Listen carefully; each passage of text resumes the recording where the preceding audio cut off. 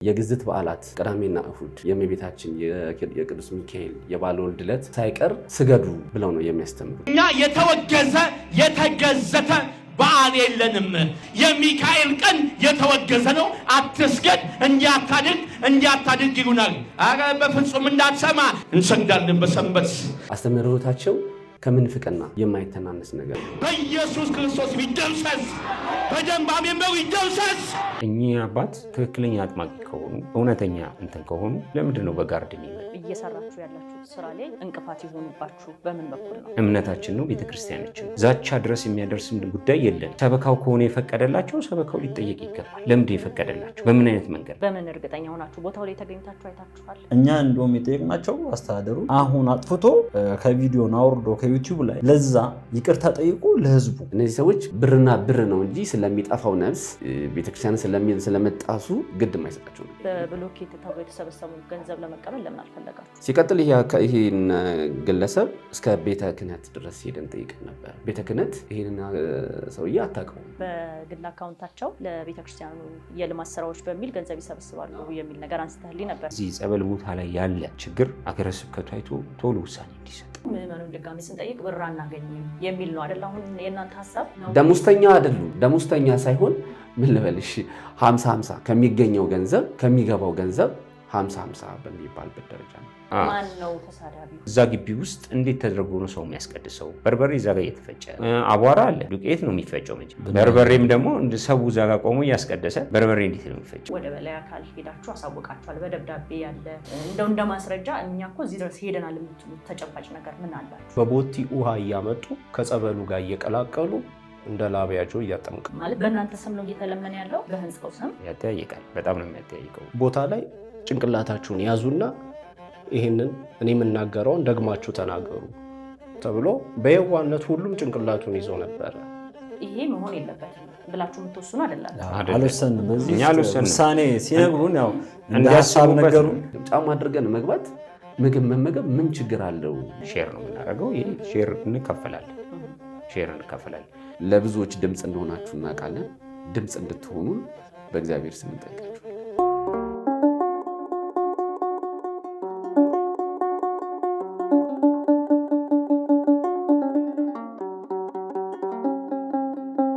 ሰላምታችን በያላችሁበት ይድረሳችሁ ውድ የመንክር ሚዲያ ቤተሰቦቻችን፣ እንደምን አላችሁ? እንደምን ሰነበታችሁ? እንግዲህ በሚዲያችን የተለያዩ የቤተክርስቲያን ጉዳዮችን እናሰናዳለን፣ ወደ እናንተ ወደ ተመልካቾቻችንም እናቀርባለን። እንግዲህ ዛሬ ደግሞ ለየት ባለ ጉዳይ ወደ እናንተ መተናል። እንግዲህ ይህ ጉዳይ ምንድን ነው የሚለውን ከእንግዶቻችን የምትሰሙት ይሆናል። እኛም እንጠይቃለን፣ እነሱም ይመልሳሉ። እናንተ ደግሞ በመከታተል አብራችሁን ቆዩ። ቆይታችሁን ከኛ ጋር እንድታደርጉ ግብዣችን ነው። መልካም ጊዜ። እንኳን ደህና መጣችሁ። እንተዋወቅ፣ ስማችሁን በተራ በተራ። ኤርሚያስ እባላለሁ። ከጎተራ 44ቱ ከቅድስት ሥላሴና ከቅድስት አርሴማ ቤተክርስቲያን የአጥቢያ ወጣቶች። መልካም። ሳሙኤል እባላለሁ። ከቅድስት ሥላሴ ከጎተራ ቅድስት አርሴማ ቤተክርስቲያን ወጣቶች። የወጣቶች ህብረት አለ እዛ አካባቢ። ምንድን ነው የሚባለው? ስም አላችሁ ወይስ? የቅድስት ሥላሴ አንድነት ማህበር እና የጥምቀት የወጣቶች ማህበር ነው የሚባለው። ያው ለየብቻ ቢሆንም የሁለቱም ውስጥ የምናገለግል ወጣቶች ነን። መልካም። እንግዲህ ወደዚህ ወደኛ ሚዲያ ስትመጡ አንድ ጉዳይ ገጥሟችሁ ነው። በደብራችን ስርዓተ ቤተክርስቲያን እየተጣሰ ነው በአንድ ግለሰብ ምክንያት እና ይህን ጉዳይ ህዝቡ የሚወቅልን በሚዲያ መውጣት እንፈልጋለን በሚል ነው ወደኛ የመጣችሁት። ጉዳዩ ምንድን ነው? እስኪ ሰፋ አድርገን እንየው። ግን እንደው ከዛ ከመጀመራችን በፊት የደብሩን ሙሉ ስም ብትነግሩ። የጎተራ 44ቱ ቅድስት ሥላሴ እና ቅድስት አርሴማ ቤተክርስቲያን ነው የሚለው። 44ቱ ጸበል ማለት ነው። በጸበሉ ነው የሚነሳው ብዙ ጊዜ የሚታወቀው። መልካም። እሺ፣ እንግዲህ ወደ ጉዳዩ እንግባና ስርዓተ ቤተክርስቲያን ተጥሷል በእኛ ደብር ላይ የሚል ጉዳይ ነው ያመጣችሁ አይደለ? ምንድን ነው በማን ነው የሚለውን እንጀምር እስኪ። ከማን ልጀምር? እሺ፣ ኤርሚያስ ካንተን ጀምር። በደብሩ የመጡ አንድ አጥማቂ ነን የሚሉ ቄስ ሄኖክ የሚባሉ አንድ አጥማቂ መተው ነበረ። እሳቸው ከመጡ በኋላ በርከት ያለ ሰዎች መተዋል። ነገር ግን የአጥቢያው ምእመን ግን የእውነት ሄደሽ ብትመለከቺ እንደው ከ10 እና ከ15 የሚበልጡም አይደሉም። ከሰኞ እስከ አርብ ብቻ ነው የሰፈሩ ሰው የሚጠመቀው። ምክንያቱም አስተምህሮታቸው ከምንፍቅና የማይተናነስ ነገር ነው። ምክንያቱም የግዝት በዓላት ቅዳሜና እሁድ፣ የእመቤታችን የቅዱስ ሚካኤል የባለወልድ ዕለት ሳይቀር ስገዱ ብለው ነው የሚያስተምሩት። በዛ ላይ የአስተምህሮታቸው ላይ በጣም ትልቅ ችግር አለ። እኛ የተወገዘ የተገዘተ በዓል የለንም።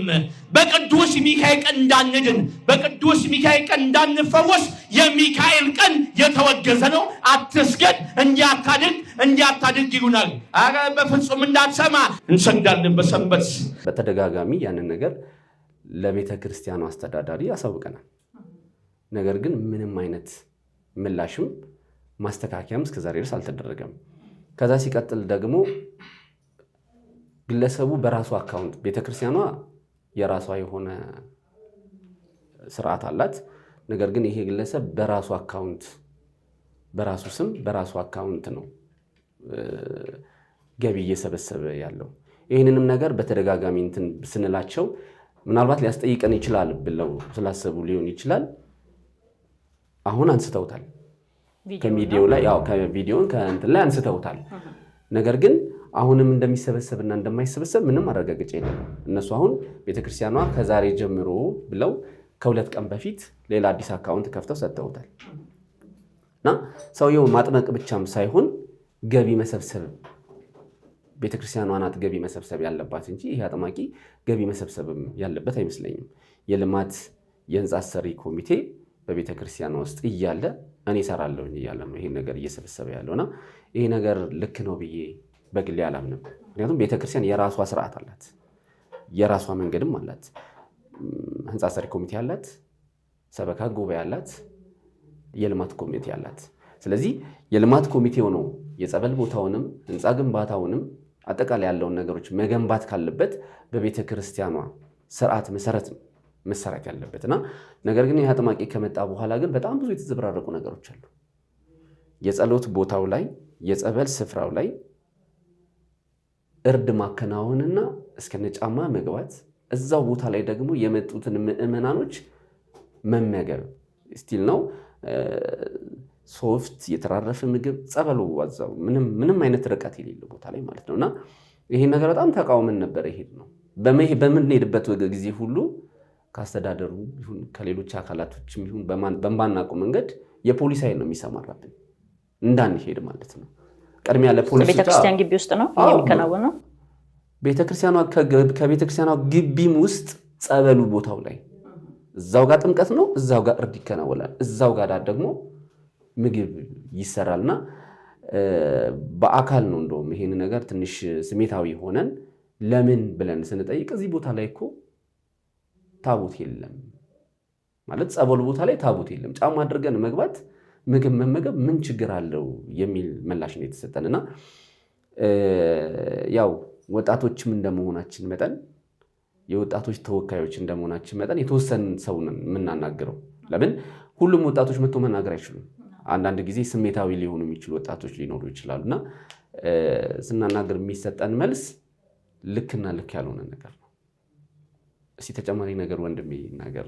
መልካም። ወደሱ ከመሻገር በፊት ግን በግል አካውንታቸው ለቤተክርስቲያኑ የልማት ስራዎች በሚል ገንዘብ ይሰበስባሉ የሚል ነገር አንስተህልኝ ነበር። ቤተክርስቲያኗ የራሱ አካውንት የላትም፣ በስሙ የወጣ የደብሩ የህንፃ ሰሪ ኮሚቴም አካውንት አለ፣ በሰበካ ጉባኤውም የሚተዳደር አካውንት አለ። ነገር ግን ከሁለቱ አካውንት ውጪ የሆነ ነው።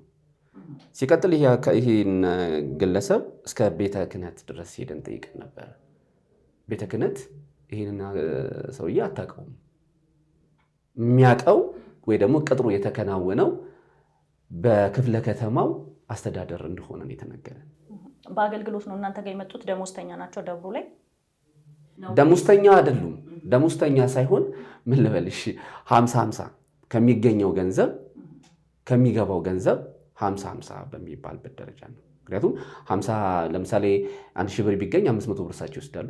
500 ብር ለቤተክርስቲያን ነው ይገባል። አጥማቂ በሚለው የስራ ድርሻ ነው እንጂ የመጡት ደብሩ ላይ ያስተዳደሩ ክፍል አካባቢ ላይ ስራ የላቸውም ማለት ነው። ምንም ስራ የላቸውም። አጥማቂ በሚባል ብቻ ነው የመጡት። መቼ ነው ዓመተ ምህረቱ እዛ ደብር ላይ የጀመሩት? 2 ዓመት ይሆናል። 2 ዓመት። መልካም። ስለዚህ ከጸበሉ ጋር ተያይዞ ነው ማለት ነው እሳቸው አሁን እየተደረገ ያለው ምዕመናን ወደ እሳቸው ያጠምቃሉ ተብሎ ነው የሚመጡት ወይስ ምንድን ነው? በአጠቃላይ ቤተክርስቲያን አገልግሎት ብለው የሚመጡ ምዕመናን ናቸው ወይስ አጥማቂ ያለ እዚህ ደብር ላይ ለፈውስ ነው የምንመጣው የሚሉ ምዕመናን ናቸው በአብዛኛው እሳቸው ጋር የሚሄዱት? እሳቸው ጋር የሚመጡት ያው ፈውስ እናገኛለን በሚል ነው። ስማቸው ተገልጾ ነው ያው በሚዲያም የተነገራቸው። በስማ በለውም የመጡም አሉ። አብዛኛውን እንደዛ ናቸው። የሚያደርጉት ግን ተግባር ከቤተ ክርስቲያን የተለየ ነው። ጭራሽ እኔ እንደውም ቁጭ ብዬ ባጋጠመኝ ጊዜ ጫማ አውልቃችሁ ግቡ እንዳይቀዘቅዛችሁ ተብለው የተነገራቸው በየዋህነት ምዕመኑም ጫማውን ያወለቀውን ጫማ መልሶ አድርጎ የገባበት አጋጣሚ አለ። ይህንን ተመልክቻለሁ። ከዛ በተረፈ እንደ ጋርዶ ነው የሚያገለግሏቸውም አገልጋይ ተብዮችም አሉ። እነሱም ስነ ምግባራቸው የተለየ ነው። ቤተክርስቲያንን የሚወክልም አይደለም። ብዙ ነገር ነው የሚደረገው። እሳቸው እያስተማሩ ጸበል መጠመቅ አይቻልም የሚባልበትም አጋጣሚ አለ። እኔ ራሴ በግሌ ተከልክያለሁ። በጉልበት ገብቼ የተጠመኩበት ጊዜ አለ። 2 እህቶች ተከልክለው ለአስተዳዳሪውን ለመናገር ሲመጡ አግኝቻቸው፣ አንደኛው በደንብ ስለማውቃት አስተዳዳሪውንም አግኝቻቸው ጥሩ መልስ ያልሆነ ነገር ነው የመለሱልን እና ሌላ ዲያቆን ነው ስህተት እንዳለና ችግርም እንዳለ ገልጾልን እነሱን በመተባበር ያስታማቃቸው ማለት ነው። ይህንን ነው። መልካም። እንግዲህ ከአስተዳዳሪው ጋር ተነጋግረናል ብላችሁ የነበረ በህጋዊ መንገድ ሄዳችኋል ማለት አሁን ለምሳሌ የወጣቶች ተወካይ እንደመሆናችሁ መጠን መጀመሪያ በቃል ታናገሯቸዋላችሁ አይደለ?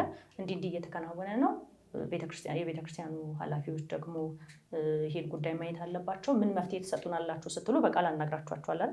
ከዛ ባስ ሲል ሄዳችሁበት መንገድ አለ ወይ? ወደ ሚዲያ ከመውጣታችሁ በፊት እናንተ በራሳችሁ ሄዳችሁበት የክፍለ ከተማው የጽህፈት ቤት ያሉ ሰራተኞች ያውቁታሉ ወይ ጉዳዩን? ቤተ ክህነት ድረስ እስከሚሄድ የደረሳችሁት በህጋዊ መንገድ ነው ወይ? ደብዳቤ ጽፋችኋል? ምንድን ነው አሁን እናንተም ጋር ጥያቄ እንዳይፈጠር ለማለት ነው። አዎ፣ ከዚህ በፊት ለምሳሌ የወጣቶች ተወካይ እንደመሆናችን መጠን የአሁኑ ህንፃ ሰሪ ኮሚቴ ከዛ ልነሳና የአሁኑ ህንፃ ሰሪ ኮሚቴ ሲመረጥ ከዛ በፊት የነበሩት ህንፃ ሰሪ ኮሚቴዎች ረዘም ላለ ጊዜ ቤተክርስቲያኗን አልተሰራም ነበር እና የአሁኑ ህንፃ ሰሪ ኮሚቴ ሲመረጥ የወጣቱ ተወካይ ነበረ እየተመላለሰ ሀገረ ስብከት ቤተ ክህነት እየተመላለሰ ያንን ነገር ፈቶ አሁን ያሉ ህንፃ ሰሪ ኮሚቴዎች ከተመረጡ ገና 1 ዓመታቸው ነው። ነገር ግን በቃ እየተሰራው ስራ ደግሞ የ1 ዓመት ስራ አይደለም። ምክንያቱም አንድ ቤተክርስቲያን አሁን በዚሁ ቢቀጥሉ ቤተክርስቲያኗን በ2 ዓመት ውስጥ አጠቃለው ለመጨረስ የሚያበቃቸው ደረጃ ላይ ነው ያሉት። ማለት ጥሩ ስነ ምግባር ያላቸው አቅም ያላቸው ሰዎች የሚያውቁ እንደ እግዚአብሔር ፈቃድ ጥሩ ስራ እየሰሩ ያሉ አባቶችና ወንድሞች ናቸው እዛ ውስጥ የተካተቱት። እነሱንም ሳይቀር ይዘን ሀገረ ስብከት ሄደን ነበር። ማለት ይህን ነገር ለማጣራት ነው የሄድነው። ሀገረ ስብከት ሄደን ያው ወረፋ ደረሰን፣ ገባን። የተመለሰልን መልስ ይህንን ሰውዬ እኛ እናውቀውም፣ ነገር ግን የንፋስ ስልክ ክፍለ ከተማ አስተዳደር የሆኑት አቶ ዳዊት ጋር ሂዱ ነበር የተባለው። አቶ ዳዊት ጋር ደግሞ መሄድ አንችልም፣ ምክንያቱም አቶ ዳዊት ትንሽ አንደኛ አግሬሲቭ ናቸው፣ ሁለተኛ እነማናችሁ የሚባል ቋንቋ ነው የሚናገሩት። ምክንያቱም ከዚህ በፊት በተደጋጋሚ ሄደን የተመለሰልን መልስ ጥሩ ስላልነበረ። በምን ጉዳይ ሄዳችሁ ከዚህ በፊት? በህንፃ ሰሪ ኮሚቴ ቤተክርስቲያናችን እየተሰራ አይደለም። ከተማ ውስጥ እንደመሆኑ መጠን ቤተክርስቲያኗ ፈርሳ መቃኞ ነገር ተሰርቶ አዲሱ ቤተክርስቲያን ቁፋሮ ተደርጎ ከ1 ዓመት በላይ ነው የቆየው። ቤተክርስቲያኗ ይሰራል እየተባለ ማለት ነው። እና ምንም ቤተክርስቲያኗ ላይ ለውጥ አላገኘንም። ስለዚህ እኛ እንደ አጥቢያው ምእመን ይሄ ነገር ይመለከተናል ብለን ገፍተን ነበር ሄድነው። አስተዳደሩ ማሞያ ምርጫ 6ቶቹ እንዳለ ይሆኑና ማሞያ ምርጫ ሲሉ ማሞያ ምርጫ አንፈልግም፣ እኛ የምንፈልገው ሙሉ ምርጫ ነው ብለን ያንን ነገር ታግለን እግዚአብሔር ረድቶን ሙሉ ምርጫ ተደረገ። ምርጫው ከተደረገበት ከዛችው ቀን ጀምሮ ስራ ተጀመረ። በ1 ዓመት ውስጥ አሁን ቤተክርስቲያኑ ያለበት ደረጃ ምእመኑ በጣም እስኪደሰት ድረስ ቀን በቀን ነው ስራ የሚሰራው። ነገር ግን አሁን ይሄኛው አጥማቂ ጋር ምን መሰለሽ ችግሩ፣ ከአቶ ዳዊት ጋር ያለውን አቶ ዳዊት ጋር ያለውን ነገር እንትን ስል መሄድ እኛ እዛ የለም። ምክንያቱም አቶ ዳዊት ይመጣሉ፣ ምክንያቱም የቀጠሯቸው እሳቸው ናቸው። የተባልነውም አስተዳደሩን ስንጠይቅ ቁጥጥሩና አቶ ዳዊት እንዳመጧቸው አጥማቂ ብለው እንዳመጧቸው። ስለዚህ ቁጥጥሩንና አስተዳደሩን እኛ ማናገር የምንችለው ቤተክርስቲያኗን ስናናግራቸው ለቤተክርስቲያኗ ገቢ ናቸው ያሉ ማናቸው አስተዳዳሪ ለቤተክርስቲያኗ ገቢ ናቸው። ቤተክርስቲያኗ አብዛኛውን የካህናቱ ደሞዝ የሚከፈለው እሳቸው በሚያመጧቸው ሰዎች ነው።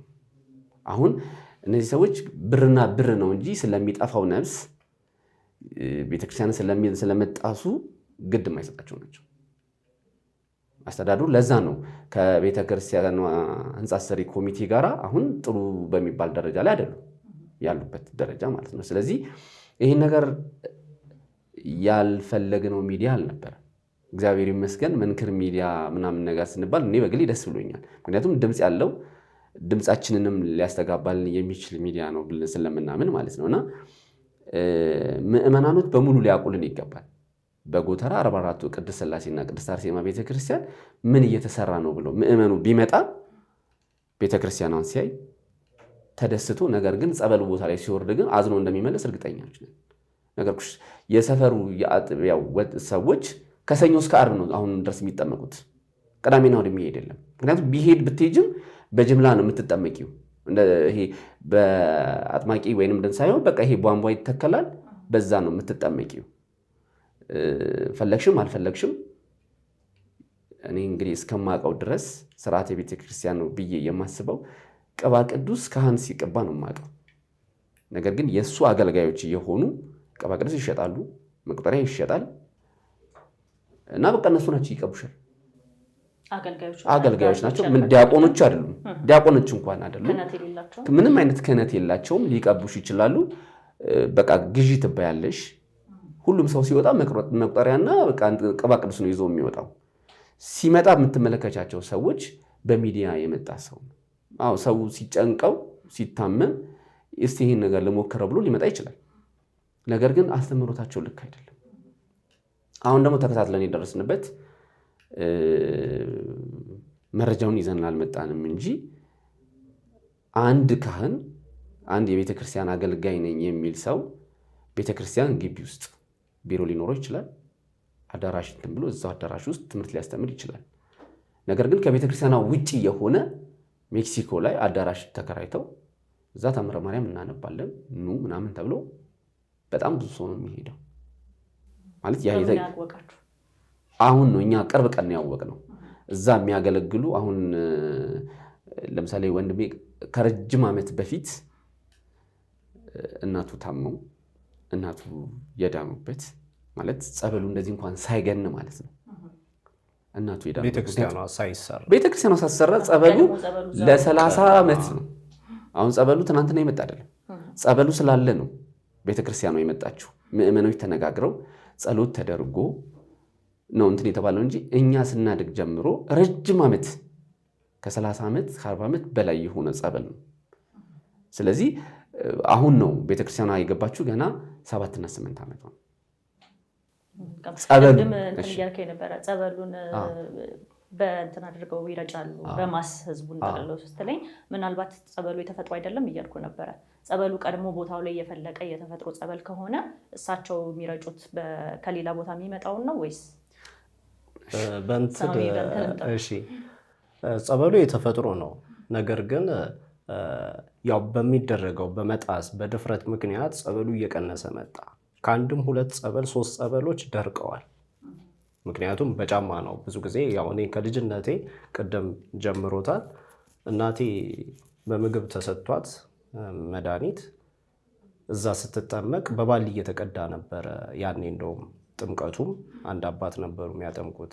ስትጠጣ ብዙ ትላትል ነው የወጣላትና እዛም ሄዳነች። በአይኔ ያየሁት ደግሞ አይነ ስውር ሲድን አይቻለሁ። አይኑ ሲበራ አይቻለሁ።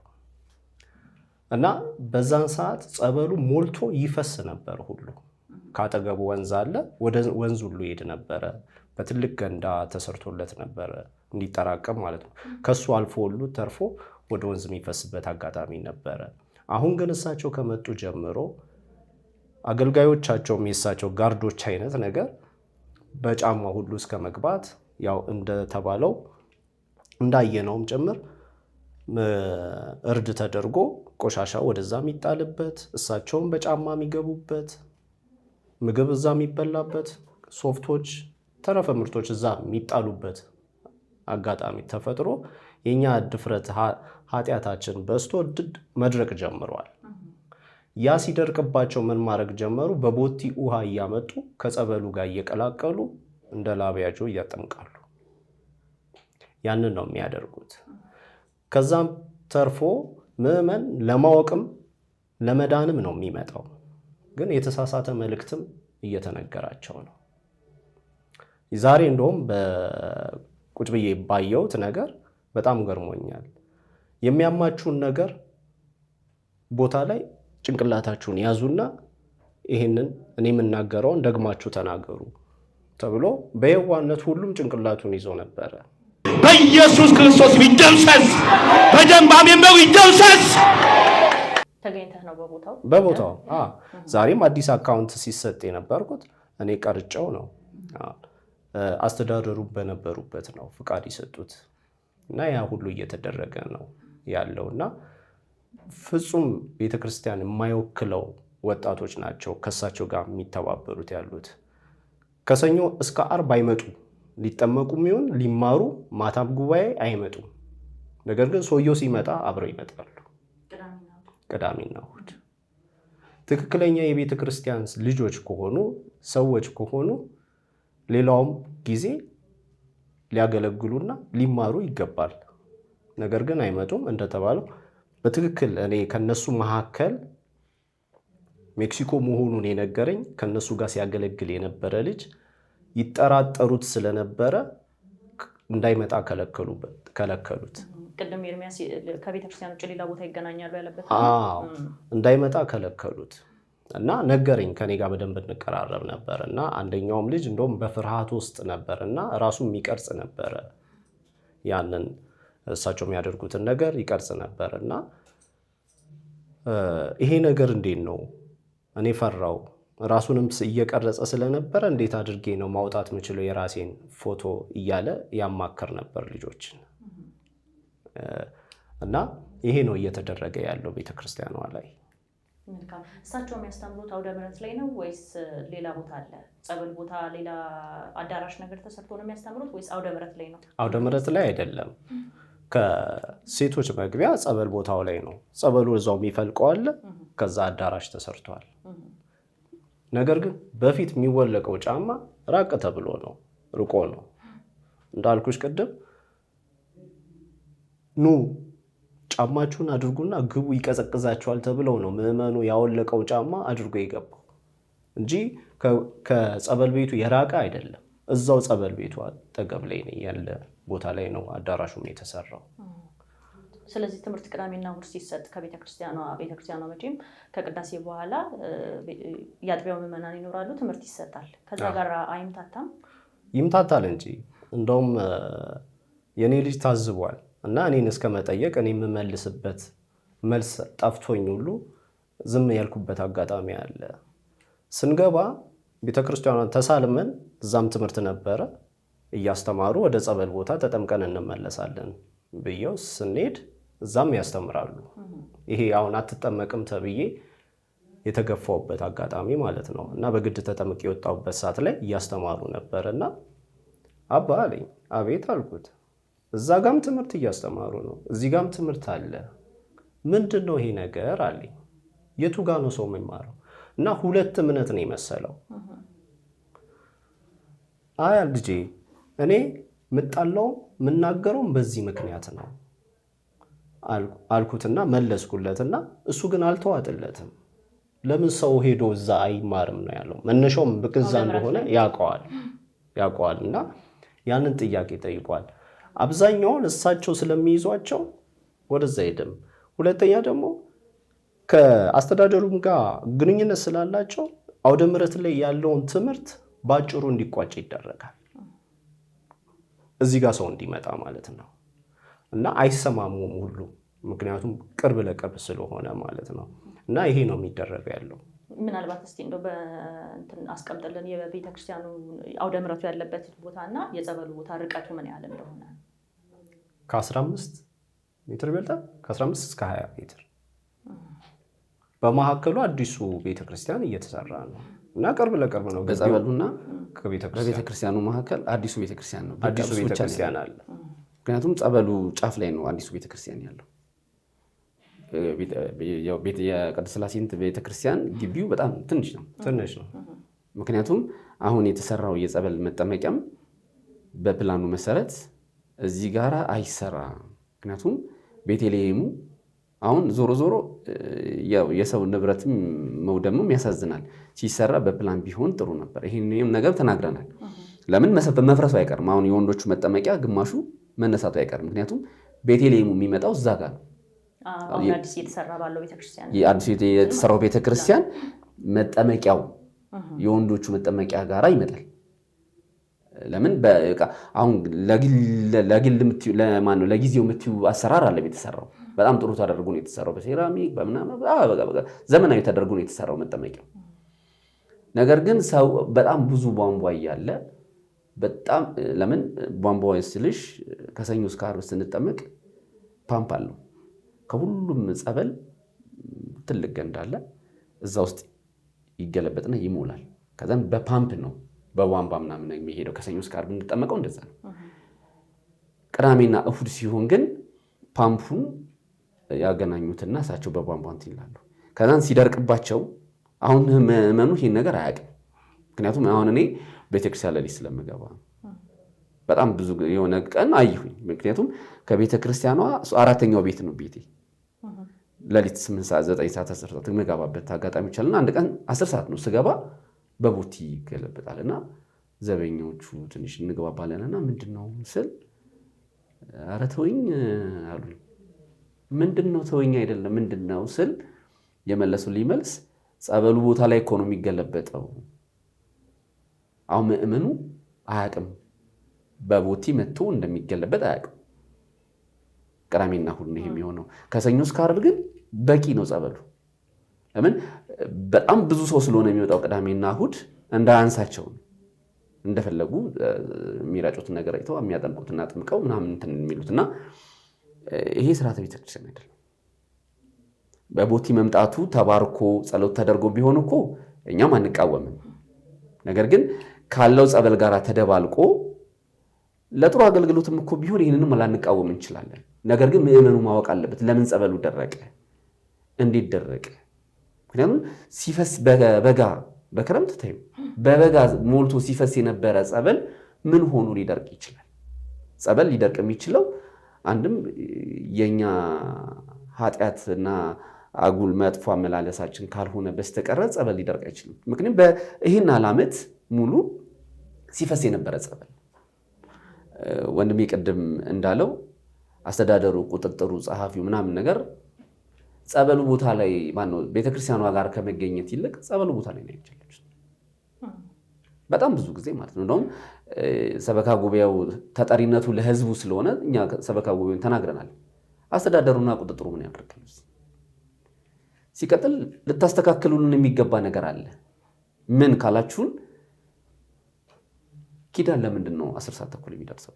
በእሁድ ምድር ቅዳሴ ለ11 ሩብ ጉዳይ 10 ጉዳይ ነው የሚገባው። ምዕመኑ 12 ሰዓት ላይ የሚመጣው ወንጌል ላይ ነው የሚመጣው። ወንጌል ላይ ይመጣል። 1 ሰዓት ተኩል ሲሆን ቅዳሴ ያልቋል።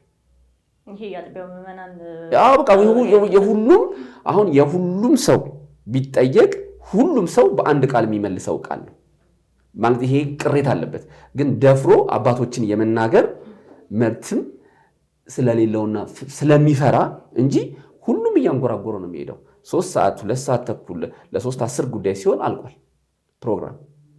ይሄ የሚሆነው ለምን መሰለሽ? አውደ ምሕረት ላይ ያለው ነገር አልቋል። ይሄ የሚሆነው ለምንድን ነው? ጸበል ቦታ ላይ ያለው ነገር እንዲካሄድ።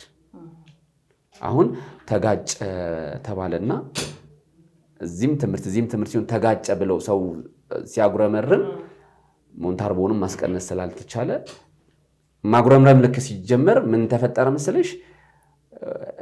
ይሄኛውን ስርዓት በማጥመቅ ያስኬዱትና 3 ሰዓት ሲሆን የአውደ ምሕረቱ ፕሮግራም ያልቃል። እቱ በሰላም ተብሏል።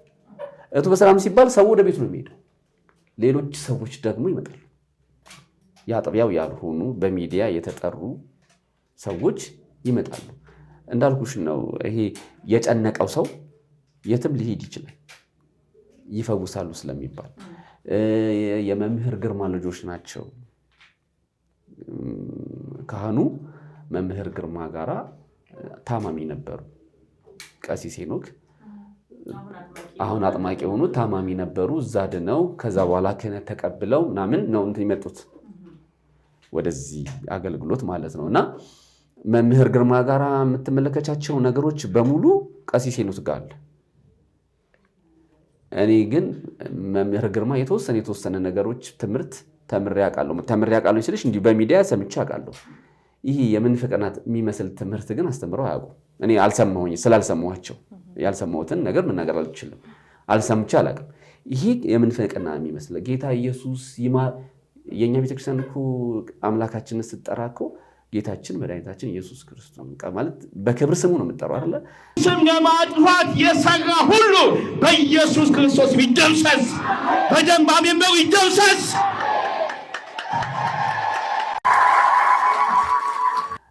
አንዳንድ ጊዜ ምናልባት ኢየሱስ የሚለውን ስም ለሌሎች ስለሰጠን ሊሆን ይችላል። እኛ በክብር ስለምንጠራው ነው እንጂ ለሌሎች ሰጠን አይደለም። እኛ የምንጠራው በክብር ስሙ ነው። እመቤታችንንም እንደው አንጠልጥለን ስሟን አንጠራ፣ በክብር ስሟ ነው የምንጠራት። በማክበራችን እንከብራለን እንጂ አንጎዳም።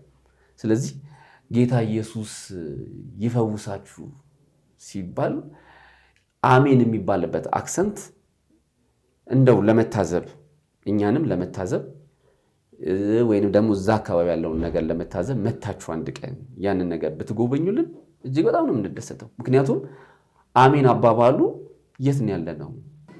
እባርካችኋለሁ። ቅድስት ኪዳነ ምሕረት ትባርካችሁ።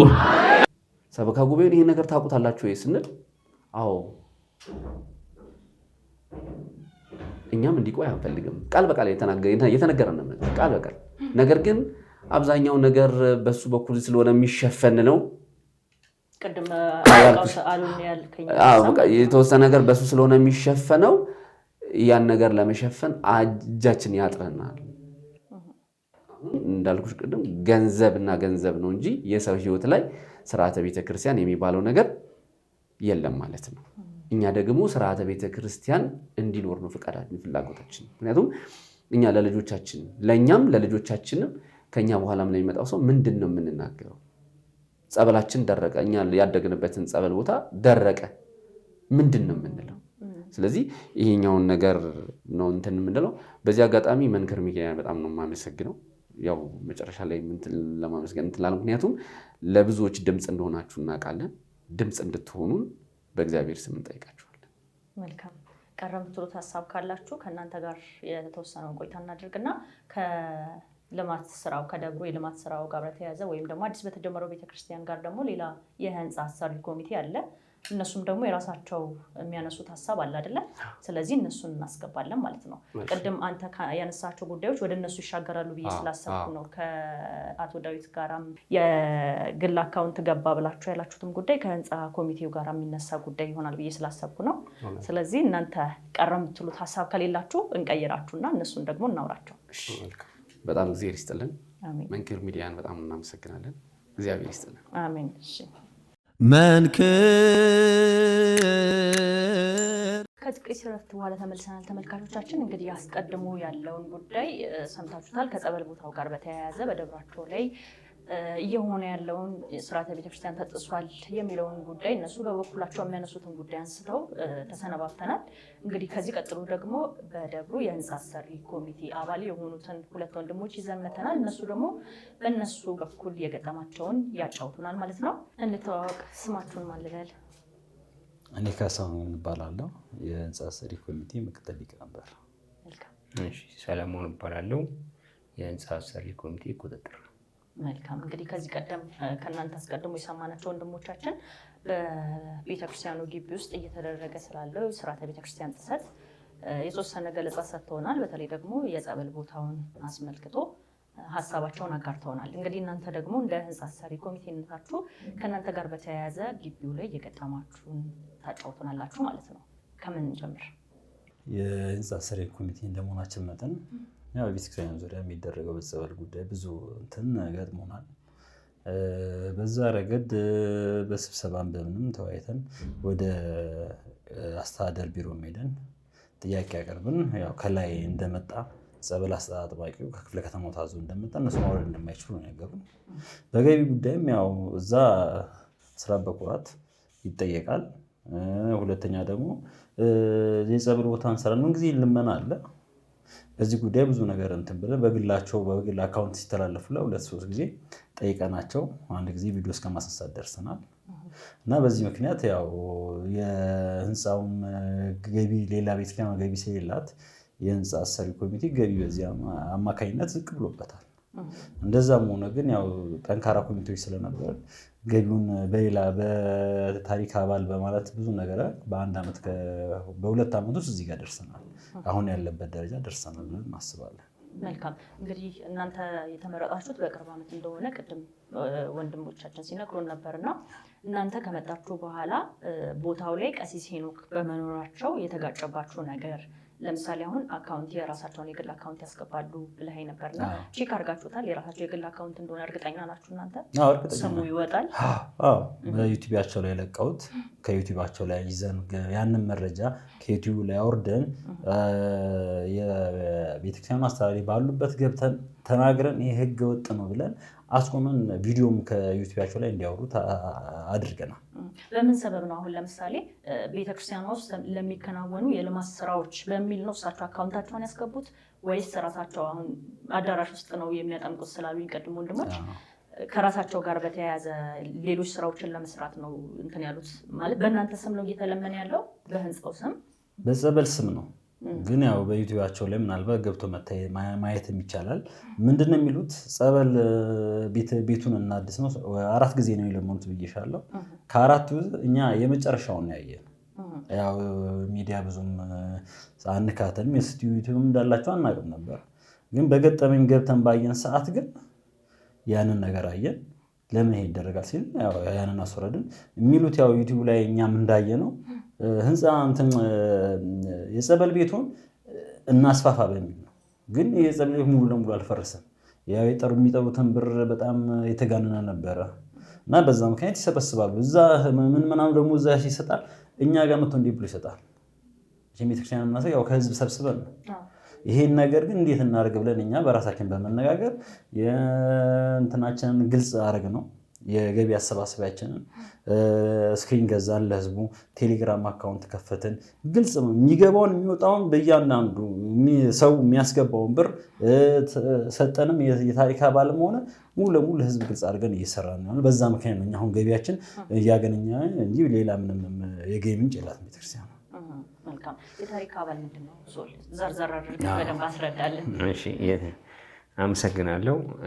የታሪክ አባል ማለት በቤተክርስቲያኗ ስትሰራ በወር መዋጮ የሚያዋጣ ሰው አንድ እንደ ሐውልት ነገር ቤተክርስቲያኑ ላይ እናቆማል። ያ እዛ ቤተክርስቲያን ላይ ማለት ስሙ የክርስትና ስሙ ይህንን ቤተክርስቲያን ህንፃ ቤተክርስቲያኑ ሲገነባ የዚህ ህንፃ አስተዋጽኦ ያደረጉ ሰዎች እዛ የታሪክ አባል ላይ ይጻፋሉ ማለት ነው። ይሄ ማለት በወር ከ2000 ብር ለ10 ወር ነው። አንዱ ዓመት ለ10 ወር ነው። ኦልሬዲ እኛ አሁን ከተመረጥን ባለፈው ዓመት ነው። ዓመት ከ6 ወራችን ነው። አሁን በዓመት ከ6 ወር ውስጥ ወደ ህንፃው ግንባታ ከገባን ደግሞ ኦልሞስት 11 ወር አለፈን። አሁን 1 ዓመት በቃ ድፍን። በአንድ ዓመት ውስጥ ያለበትን ደረጃ ማየት ይቻላል። እና እነዚህ የታሪክ አባሎች በየወሩ አንዳንድ ሰው መስጠት አይችልም። ግን በወር ትንሹ 500 ብር ነው፣ ትልቁ 2000 ብር ነው። ከ1 እስከ 10 ረድፍ አለው። የሚችል 20 ሺህ ብር በወር ይችላለሁ፣ በ10 ወር 20 ሺህ ብር ይችላለሁ ያለ 2,000 ብር ያስገባል። በየወሩ 1,000 ብር ይችላለሁ ያለ በአቅሙ 5,000 ብር ማዋጣት የሚፈልግ ሰው እንደ መባውም 5,000 ብር ማዋጣት 14 በኩራቱን የሚያወጣ ከሆነ 10,000 ብር 5,000 ብር የሚችል ከሆነ በወር በአንድ ጊዜ መስጠት ከሚሰጥ በወር 500 ብር እያደረገ ከዛ በተረፈ ሲጀመር ከራሳችን ይጀምራል። ህንፃ ሰሪው ኮሚቴው ትንሹን የቻለ ትልቁን፣ ያልቻለ ግን ግዴታ ትንሹን መግባት አለበት ብለን ያንን ነደፍንና በዋና ሰብሳቢያችን አማካኝነት ያንን ነድፈን ያንን ወደ ስራ አስገባን። ይህንን የታሪክ አባል ማድረጋችን በጣም ብዙ አስተዋጽኦ መጣ። ከዛን ግልፀኝነት፣ መጀመሪያ የራሳችን መተማመን አደረግን። ህንፃ ሰሪው የራሱ መተማመኛ የያዘ፣ ከዛን ወደ ህዝቡ የምንገልጽበት ግልፀኝነት በሆነ አሰራር መሰራት አለበታል። ኦዲተር አደረግን። የራሳችን ኦዲተር ኦዲት የሚያደርጉን የሂሳብ አያያዙን የሚቀርጹልን ባለሙያዎች አደረግን። በዛ በባለሙያ ይሰራልናል። የደብሩም ቁጥጥርና የሂሳብ ያዡ ገንዘብ ያዡ እነሱም መጥተው ኦዲት ያደርጉናል። ኦዲት እንድንደረግ እንፈልጋለን። እኛ አሁን ለህዝቡ ደግሞ ስክሪን ገዛንና እዚህ ስክሪን ላይ የታሪክ አባሎቻችንን የደብሩ ከመጀመሪያ እስካሁን ድረስ ያሉትን እየተሰራ ያለውን ወደፊትም የሚሰሩትን ስራዎች በሙሉ ግልጽ በሆነ ነገር እናደርጋለን፣ እንገልጻለን። እዛ ላይ የሂሳብ አያያዛችንን የየቀኑን በስጦታ የሚመጣልን በስጦታ በእንትን የሚመጣልን በባንክ የሚመጣልን የባንክ ስሊፓቸውን ሲያመጡ ደረሰኝ ይፈረጣል። ገቢያችን ይሄን ያክል ነው። አካውንት ባላንስ ሽታችን ይሰራል። ባላንሱንም እንደዛው እያደረግን አሁን ያለነው እግዚአብሔር ይመስገን ጥሩ ደረጃ ነው ያለነው። አሁን በሚቀጥሉት ሳምንታት ደግሞ ሰፋ ያለ ግንባታ ኦልሬዲ አሁን ከትላንትና ወዲያ ጀምሮ ጀምረናል።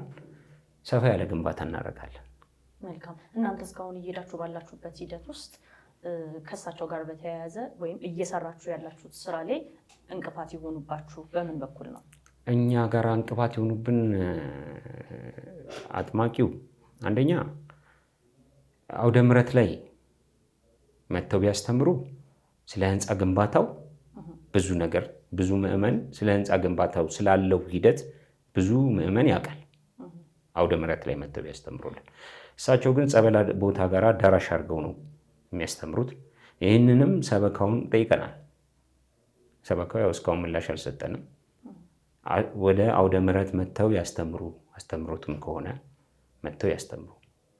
ግን አሁን ባለው ሁኔታ እንደምናየው ሶሻል ሚዲያ ላይ በተለቀቁት ነገሮች የሚያስተምሩት አስተምሮ ያው ለህዝብም ለምዕመኑም ክፍት እየሆነ ነው።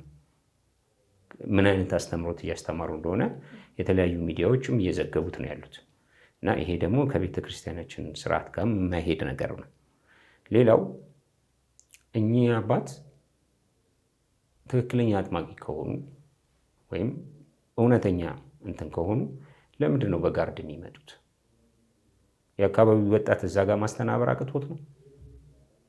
ይህም ጥያቄ ይጭራል። ሌላው በግል አካውንታቸው ቪዲዮ አለን። እሳቸው ከዩቲዩብ ቢያወርዱትም እኛ ግን አለን፣ ዳውንሎድ ያደረግነው አለን። ለአገረ ስብከቱም ልከናል። ያው በቴሌግራም ቻናላቸው ላይ ልከናል። ያው መልስ አገረ ስብከቱ ነው መስጠት ያለበት። ግን እሳቸው እዚህ ደረጃ ድረስ ሰበካውም ስንጠይቅ ሰበካው እኔ አላቅም ነው የሚለው። ሰበካው ካላወቀ እኔ አላቅም ማለት የሚሰሩትን ስራ ነው ማለት በቪዲዮ መለቀቁን አናቅም። የሚደረገውን ማንኛውም ነገር አሁን ምንም ነገር ስናይ ያው እኛ ተጠሪነታችን ባይዞ ለሰበካው ነው። ሰበካውን እኔ በግሌ 2-3 ጊዜ በዚህ ጉዳይ ላይ አናግረው ወይኔ አላወቀው እኔ ወላ አለፈ ተርፌ ሚዲያውን ታውቃለህ። በሚዲያ ላይ ሰበካው ፍቃድ ሰጥቶናል በግል አካውንት እንድንጠይቅ ብለዋል። ይሄን አላቅም ነው ያለኝ። አላቅም። አንድ ግለሰብ ነው ያው እንግዲህ ዋና የሰበካው ዋናውን ነው ደውዬ ያናገርኩት። አላቅም እኔ ይሄ ነገር አለ እንደ ይለናል።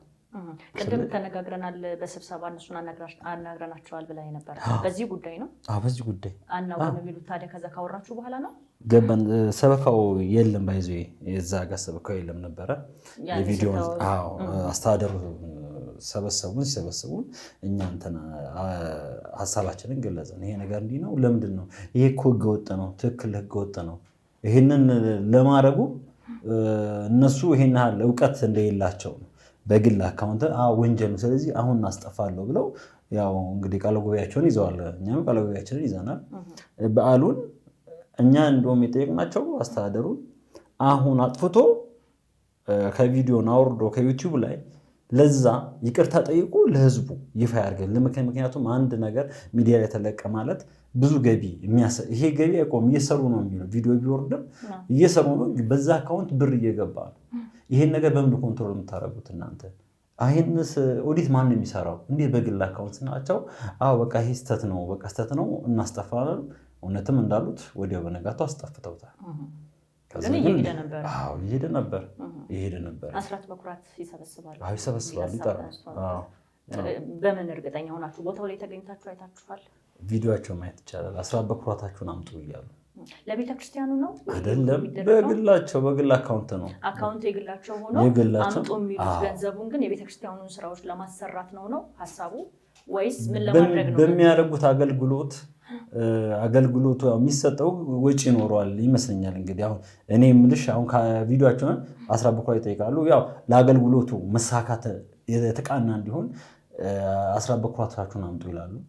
ያን ይሰበስባሉ እንጂ ለቤተክርስቲያን ምናምን አይሉ። በቃ አካውንታቸው ይናገራሉ። አሁን ከሚለምኑት ውጭ አካውንታቸው ይናገራሉ። በዩቲዩባቸውም ላይ ገብቶ ማየት ይቻላል። እኛ ሁሉንም አይተናል። አሁን እናንተ ጋር ጥያቄ የፈጠረው ነገር እሳቸው የሚመጣውን ምዕመን ይዘው ወደ ራሳቸው አካውንት ብር እያስገቡ ስለሆነ እኛ ለጀመርነው ስራ ደግሞ ምዕመኑን ድጋሚ ስንጠይቅ ብር አናገኝም የሚል ነው አይደል? አሁን የእናንተ ሀሳብ እሱ ብቻ አይደለም። የቤተክርስቲያን ሕግ እየተጣሰ ነው። ስርዓተ ትምህርቱ እየተጣሰ ነው። የቤተክርስቲያን አገልግሎት ሚዛ ውስጥ የሚደረገው ነገር ሁላ ሰው አልፎ ያው እዛ አካባቢ ያለ ምን እያደረጋችሁ እናንተ እስከማለት እኛ አያገባን ማለት አንችልም አለ እንዴ። ግን መጥቶ ኢንፎርም ያደርገናል። ምን እናርግ? እኛ ተጠረ አቅም ሊኖረን አይችልም። እኛ አሁን እነሳቸው በሚለሙት ብዙ ብርም እንደምናጣ ብናቅም ያ ነገር ብዙ እንትን አላደረግንም። ለምን ይሄ አሁን ቀደም እንዳልሽ የሆነ ፎርም አዘጋጅተናል። ብርም የገቢ ማሰባሰቢያችን በዛ ኬዝ እያገኘን ሰው ከ500 እስከ 10 ሺህ ብር አለ እስከ 2 ሚሊዮን መጣል የሚችል አለ በወር ማለት ነው። በወር ስልሽ ጠቅላላ በ10 ወር ያ ፕላትፎርም ስላለን እኛ በዛ ገቢያችን እንትን ያሉ ግን የቤተክርስቲያን ሕግ እየተጣሰ ነው። አሁን የኛ ዋናው ጥያቄ ያው ትምህርቱንም እንዳያችሁት ነው። በዩቲዩብ ላይ ተለቆ አውርደውታል ሁላ ማሻሻያም ብለው የሰጡት አለ። ይሄ ነገር ይቅር ነው። የአምስቱ የግዝት በዓላት የሚባለው የሚለው ቲክቶክ ላይ ሲዘዋወር ስለነበር ተመልካቾቻቸውንም አይተውታል ብዬ ተስፋ አደርጋለሁ። በሱ ዙሪያ ነው የምትለኛው? እሱ ነገር የቤተክርስቲያን ሕግና ስርዓት ይህንን ጉዳይ አስተዳደሩም ጋር ስንገባ እኔ በግሌም ተናግሬያለሁ። እኛ ማንም ያጥምቅ ግን የቤተክርስቲያን ሕግና ስርዓቷ መጠበቅ አለበት። ይሄን የምንጠይቆት እንደ ኮሚቴ ሆነ ሳይሆን እንደ ግል ምን ምክንያቱም ስለሚመለከተኝ እኔም አንድ ምን ለቤተክርስቲያን ነው እንደዛ ነው እንጂ የምጠይቀው ሌላ ምንም እንትን ይላል ማለት ናቸው። ይሄን እንኳን ይስተካከላል ነው እንግዲህ ምንም ጭራሽ እየጠፋ የመጣ ነው።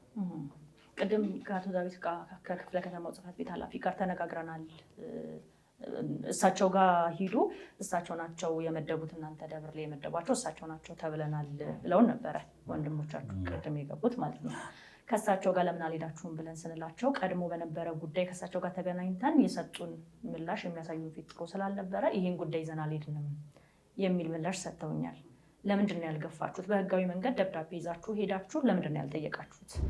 እንዲህ የሆነ ነው ደብራችን ላይ በአጥማቂነት የመደባችኋቸው ካህን እንዲህ ስርዓተ ቤተክርስቲያን እየጣሱ ነው። ምክንያቱም በማስረጃ ነው አይደል? ሁሉ ነገር አለን ብላችሁኛል፣ ቪዲዮም አለን ብላችኋል፣ እርድ ሲከናወን አይተናል ብላችኋል። እና ይህን ነገር እያያችሁ እሳቸው ጋር ሄዳችሁ ለምን በህጋዊ መንገድ በደብዳቤ ለምን አላሳወቃቸውም? ምንድን ነው ከእሳቸው ጋር ያለው ነገር? እስኪ ያጥሩልኝ። ማለት አቶ ዳዊት ጋር እኛ ልሄድ ነው እንደ ህንፃ ሰሪ እስካሁን ድረስ እሱ ጋር አልሄድ ነው። የተደረገው ምንድን ነው? አንድ ጊዜ የሰብሳቢያችን ጋር ደውለው ዝተዋል። የህንፃ ሰሪ ኮሚቴ ሰብሳቢ ጋር የኛ ሰብሳቢ ጋር ደውለው እዛ ግቢ እንዳትገቡ ነው ማስደረጋችሁ ምናምን ማለት ሰለሞን የኛ ህንፃ ሰብሳቢ ነው፣ የህንፃ ሰሪ ሰብሳቢ ነው። ሰለሞን ብቻውን የሚወስነው ጉዳይ የለም። አንድ ጉዳይ ሲኖር ህንፃ ሰሪው ተጠርቶ ስብሰባ እንገባለን፣ በስብሰባ ወስነን ነው የምንሄደው እንጂ ሰለሞን ብቻውን የሚፈጥረው ነገር የለም። እኔም ሰለሞን ነው ስሜ፣ ያኛውም ሰለሞን ነው ስሙ። እሱም ለብቻው የሚፈጥረው ነገር የለም። በወቅቱ የከብት እርድ ጊዜ እሱና ወርቁ የነበሩት እና ለምንድን ነው እንደ ምዕመን ሄደው ጠየቁ። እንደ ምዕመን ሄደው ሲጠይቁ ለምንድን ነው እንደዚህ የተደረገው? እናንተ ናችሁ ይሄን ያደረጋችሁት በሚል ብቻ እዛ ቦታ የለም፣ ይሄ ሊቀመንበር የለም። እኔ መጥተው ያው የምንመኑ አንኳኩ፣ ነገሩኝ። እኔ ትንሽ እንደውም ታሜ ቁጭ ብዬ ነበር። ሲነግሩን አረ ምንድን ነው ብዬ ስደውል እንትን ጋር ደወልኩኝ፣ ሰበካ ጉባኤው ጋር እንዲህ እየተደረገ ሰው እንደዚህ እያለ ምን እየተሰራ እኔ ምንም የማውቀው ነገር የለም። ከዛ ተነስቼ እኔ ታሜ ነበር፣ ተነስቼ ቀጥታ እዛ ሲሄድ እውነትም ያ ነገር እየተካሄደ ነው። በምን ምክንያት ነው እርዱ የተካሄደው? እንጃ እንግዲህ ምንን አስመልክተው እንዳረዱ አናውቅም። በሬን የታረደው ድስት አለ፣ ቪዲዮ የቀረጹት እኔ እጅ ላይ አለ። ራሴን እየቀረጽኳቸው እዛው ጸበሉ አካባቢ። እዛው ጸበሉ ጸሎት ቤት በጫማ እንደ ልብ እስከ ጸበል ይሄዳሉ። ለምንድን ነው እናንተ ቤተክርስቲያን ናችሁ አለ እንዴ? ግን ክርስቲያን ናችሁ? መጀመሪያ አባ ነው የፈቀዱልን። አንተ ያናገርከው ማንን ነው? አንድ የእሳቸው እንደሚባል ልጅ አለ፣ የሆነ ቀይ ልጅ። እሱ ነው ስሙን ባይዚ ያላቀው፣ ግን ሳናገረው ምክንያቱም ምን ጊዜ ይመጣል ማለት ቀረጻ ምናምን ያካሄደላቸው እሱ ነው። ልጁን አውቀዋለሁ ባይ እና መልስ የሰጠኝ ተፈቅዶ ነው። ብዙ እዚህ ስለምንሰራ እንዲህ የለም ቤተክርስቲያን እኮ እንዲህ የለም አይደለም። እናንተ እሳቸው በጫማ መግባት የለባቸውም አይደል እንዲህ ያልኩት። ከዛ በዚህ ትንሽ ግርግር እኔም ቪዲዮ እናቆሙ፣ ትንሽ ግርግር ተነስቶ ነበረ። በጣም በስነስርዓት ያናግሩን ጀምረው ከጸበሉ ጋር ወጣን። እዚህ ጋር ግርግር እናንሳ ብለው እነሱ ወጣን። ስናናገር ጉባኤ ስለምንድን ነው እዚህ የምታዘጋጁት? እዛ ጋር ቤተክርስቲያኑ ምን አለ? ከእንደገና ደግሞ ይሄ ምግብ መስሪያ ቦታ አለ ከታች። እዛ ጋር ለምንድን ነው እኛን ወይ ብትጠይቁን እኮ እኛ እንሰጣችኋለን። እዚህ ጋር ከምታ የለም አሉን። ፈቅደውልን ነው እዚህ አርጉ እዛው ተብለን ነው። እሺ ጉባኤ ስለዚህ ጋር ለምንድን ነው የምታዘጋጁት? ጉባኤ ይኸው እዚህ ጋር አለን አይደል? መድረክ ተከልክለን ነው ሰበካ ጉባኤ አይቻልም ዘወር ብሎ ነው። እኛ እንግዲህ ለዚህ መልስ መስጠት አንችልም። እሺ በቃ ብለን ሰበካ ጉባኤውን ሄዳችሁ አናግራችኋል? ይሄ ምላሽ ካገኛችሁ በኋላ ሰበካ ጉባኤውን የከለከለን አውደ ምሕረት ስብሰባ ገባን፣ አንስተን በስብሰባው ላይ ምን ምላሽ ሰጧችሁ? ምንም በቃ ማለት በጊዜው እነሱም እዛ ፍቃድ እንዳልሰጡ ቦታም ምን እርድ እንደመኖሩም ራሱ የሚያውቁ አይመስለኝም በሰጡት መልስ እና ሲሉም በቃ ከዚህ በኋላ እዚህ ጋር እንዲህ እንዳታረጉ ናቸው። እዛ አለ እኛ ጠይቀናል ነው እንደውም ልጁ ያለኝ እኛ ጠይቀናል፣ ግን በቦታው እንዲህ እዛው አድርጉ ነው የተባለው። እዛ ነው ያደረግነው አለ። በቃ እኛም ተለምጠን ሰበካ ጉባኤውን ማናገርኩት እኔ አልሰማሁም ነበር አለ። ስብሰባ ላይ አስተዳደራችን ያው ሲያናግሩን ነገር ናቸው። ስህተት ነው የተፈጠረው፣ እኛንም አልጠየቁንም ነው እሳቸውም ያሉ። ከዛ በቃ በዚህ ጉዳይ እንትን ብለው ወጣ። ስለዚህ ይሄን ጉዳይ ይዛችሁ ነው አቶ ዳዊት ጋር ስልክ የደወላችሁት ማለት ነው? እኛ አይደለም የእናንተ አይደለም። እንዴ መሰለኝ ስልኩ የተደወለው ቀርጸውን ነበር ባይዞ እነሱ ራሳቸውም እኛ እዛ ያው ውካታውን ስንፈጥር ውካታ ተፈጠረ ብለው ቀርጸውን ነበር። ያንን ልከው ላስታደም ለዛም ልከው ተነጋግረው ነው እንዴት እንዲደረጋ ብለው ሊቀመንበሩ ጋር የደወሉት። ሊቀመንበሩ ደግሞ እኔ በቦታው የለም ምናምን ሲል እንደውም ግቢ እንዳትገባ እንዳላደርግ ምናምን ብሎ ያው አለው ሲባል በቃ እኛ ጥያቄም ለሱም ሄድን ያቀረብነው ነገር እሱ ራሱ ነው የደወለው። ማስጠንቀቂያና ምናምን ለሱ የሚሰጠው ለሱ ነው። ተመልካቾቻችን እስካሁን አቶ ዳዊት እየተባለ የተገለጸውን ለማረም ያህል እንግዲህ አቶ ዳዊት እያሉት ባለጉዳዮቻችን የነገሯችሁ ሊቀ ሕሩያን ዳዊት በሚለው ይታረምልን በአዲስ አበባ ሀገረ ስብከት የንፋስ ስልክ ላፍቶ ክፍለ ከተማ ስራ አስኪያጅ ናቸው። እንግዲህ ሊቀ ሕሩያን ዳዊት ይሰኛሉ ማለት ነው። እችን እርማት ካደረግን ወደ ቀጣዩ ጉዳይ እንግባና ቅድም ቀረጻ ከመጀመራችን በፊት ዛሬ ደግሞ በቦታው ተገኝቶ አንድ ወንድማችን እንዳረጋገጠው አዲስ አካውንት ወጥቷል የሚል ነገር እያወራን ነበር አይደለ? እያወራችሁ ነበረ በደብሩ ስም። ያንን ጉዳይ እስኪ ደግሞ ይፋ አድርጉልኝ። ደብሩ ከዚህ በፊት አካውንት አልነበረውም ወይስ አዲስ አካውንት ወጥቶ ዛሬ ይፋ የተደረገበት ምክንያት ምንድን ነው? እንግዲህ አሁን እሱ አካውንት ያጠያይቃል። በጣም ነው የሚያጠያይቀው። አሁን ይሄ ህንፃውን በጣም ይጎዳል። ህንፃውንም ሆነ ቤተ ክህነቱን ይጎዳል። ለምንድን ነው የሚጎዳው? አንደኛ ይህ አካውንት ከየት መጣ? ማን ፈቀደው? በምን ተፈቀደ? የሚል ጥያቄ ያስነሳል። ሀገረ ስብከቱ የሚያውቀው አካውንት ከሆነ የተከፈተው በፈለገ ዮርዳኖስ ቼክ አድርገነዋል።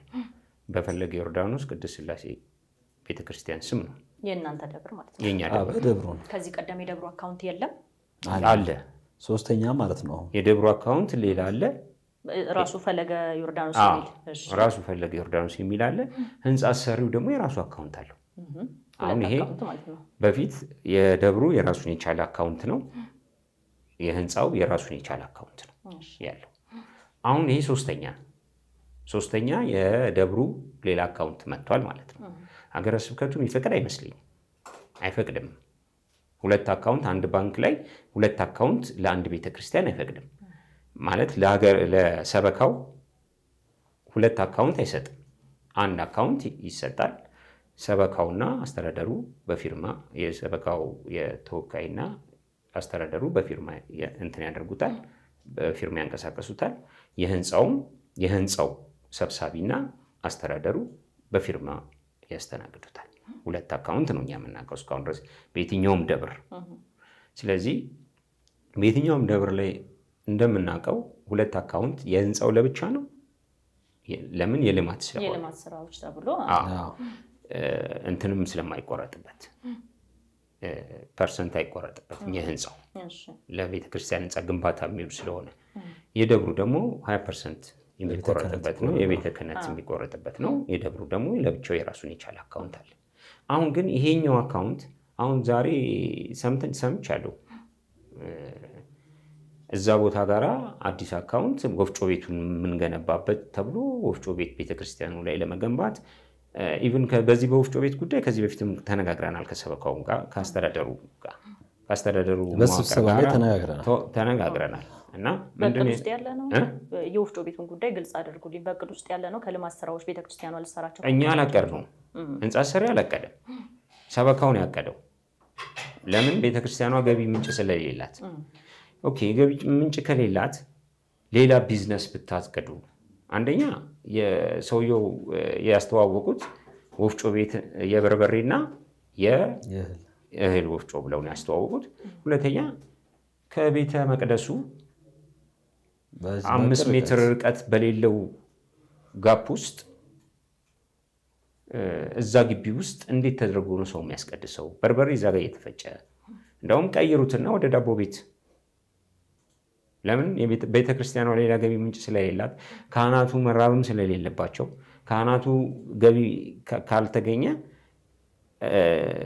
ደሞዝ መክፈል ሊያቅታት ይችላል ቤተክርስቲያኗ።